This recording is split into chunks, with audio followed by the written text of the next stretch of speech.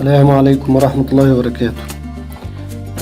تعالوا نشوف المجموعة ترتيب المجموعات، وخصوصا المجموعة الأولى بعد الجولة الثالثة ما خلصت النهاردة بفوز هولندا على قطر والسنغال على الإكوادور.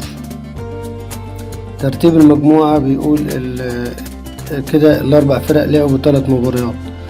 هولندا لعبت 3 مباريات، فازت في المباراتين وتعادلت في مباراة، وما خسرتش ولا مباراة، وفرق الأهداف 4 أهداف. بتحتل المركز الأول ب7 نقط. بتيجي السنغال في المركز الثاني اللي لعبت 3 مباريات، فازت في 2 ومفيش تعادل وخسارة في 1. تحتل المركز الثاني برصيد 6 نقط. بكده بالترتيب الشكل ده أصبح دلوقتي هولندا والسنغال صعدوا لدور ال16، والإكوادور وقطر خارج المونديال تماما. والأغرب إن قطر لعبت 3 مباريات ما فازتش ولا تعادلت في ال3 مباريات، وخرجت بدون نقط وبدون أهداف. دخل فيها 6 أهداف. كده ترتيب المجموعة الأولى: هولندا في المركز الأول ب7 نقط، السنغال في المركز الثاني ب6 نقط، الإكوادور في المركز الثالث ب4 نقط، وقطر بتتزين المجموعة برصيد 0 من النقط. طيب تعالوا نشوف المجموعة الثالثة اللي هي مجموعة سي، اللي فيها المنتخب اللي بيهمنا كلنا ان شاء الله ويوفق باذن الله، وحظوظه يعتبر له 3 فرص، اللي هو منتخب المملكة العربية السعودية اللي هيلعب بكرة ان شاء الله الساعة 8 بالليل او 9 بالليل تقريبا. بكرة هتلعب بولندا والارجنتين والمملكة العربية السعودية والمكسيك. طبعا الترتيب حاليا قبل المباراتين دول بيجي بولندا في الترتيب الأول، لعب مباراتين، فاز في مباراة وتعادل في مباراة، وله أهداف، فرق هدفين، فرق الأهداف 2 والنقط 4 نقط. بتيجي في المركز الثاني الأرجنتين، لعب 2، فاز في مباراة واحدة وما تعادلش، وخسر مباراة واحدة اللي هي من السعودية، وبيحتل المركز الثاني برصيد 3 نقط.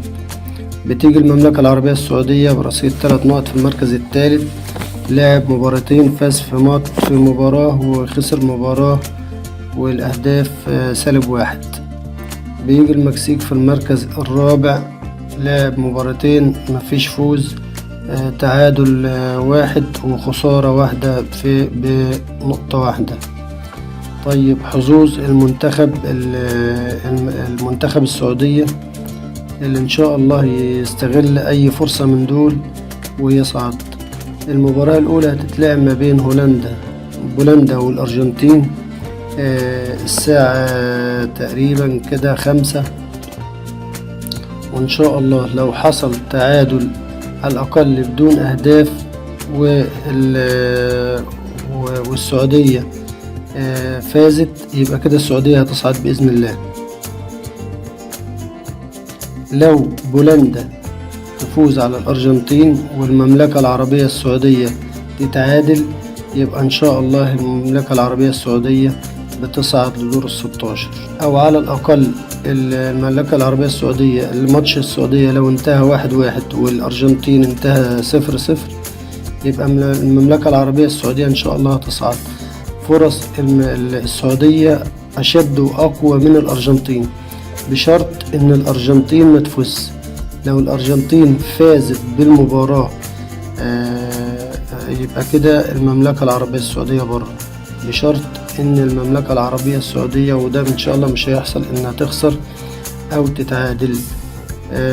كل اللي يهمنا في الموضوع إن شاء الله إن الأرجنتين ما تفوز، واللي يهمنا في الموضوع أكتر وأكتر إن المملكة العربية السعودية تفوز، وحتى لو بتعادل شرط الأرجنتين تتعادل 0-0. وإن شاء الله بإذن الله بكرة نبارك للسعودية بالفوز بإذن الله والصعود لدور ال16. هو ده الشرح اللي إن شاء الله بإذن الله يكون على قد طموحاتنا إن المملكة العربية السعودية تظهر وتصعد بإذن الله وتشرف العرب بإذن الله يا رب. دعواتنا للمملكة العربية السعودية إنها تصعد يا رب يا رب بإذن الله. السلام عليكم ورحمة الله وبركاته.